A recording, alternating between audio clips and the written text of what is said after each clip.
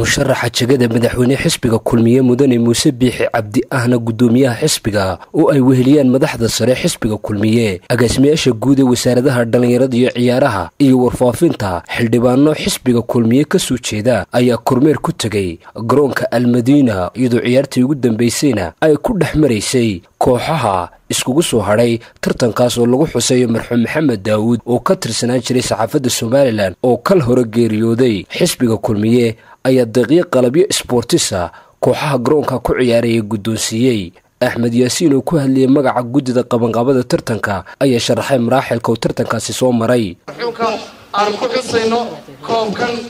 oo maxamed daawud yuusuf ilaahay u naxariisto waan leenahay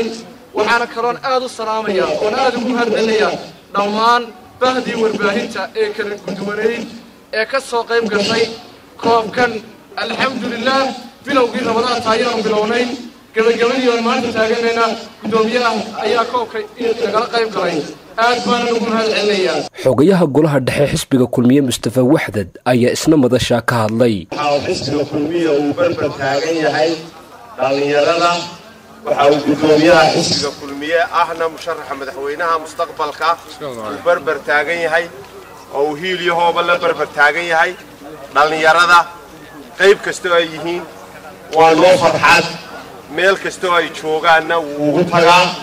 hadday iskuulada joogaan hadday kubad ciyaarayaan hadday wax baranayaan goob kasta wuu ugu tagaa xasan Saciid Yuusuf xogayaha guud ee xisbiga kulmiye ayaa yidhi waan ku soo bixinay doorame hargeysa oo lagu joogno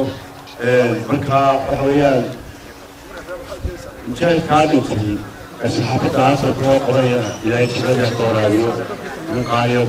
mudane muuse biixi cabdi gudoomiyaha xisbiga kulmiye ahna murashaxa jagada madaxweyne xisbiga ayaa si xeel dheer uga waramay inay waajib tahay in da'yarta la taageero isla markaana la garab istaago isagoo taana ku iftiimiyey in xisbiga kulmiye ay ka mid tahay qorshayaasha uu ku duulaya in dhalinyarada halka ay maanta marayaan hore looga sii qaado qaranka Soomaaliland guulo badan oo dhanka horumarka la gaarsiiyo taana ay ka mid tahay buur siyaasadaha xisbiga kulmiye uu ku duuli doono mustaqbalka waxaan ku hambalyeeyaa qoladii ciyaartooyga ina ka waantowdeen qaad iyo sigaar iyo meel fadhiga waxaan ka codsanayaa inay u yeedhaan kuwa kale in la daada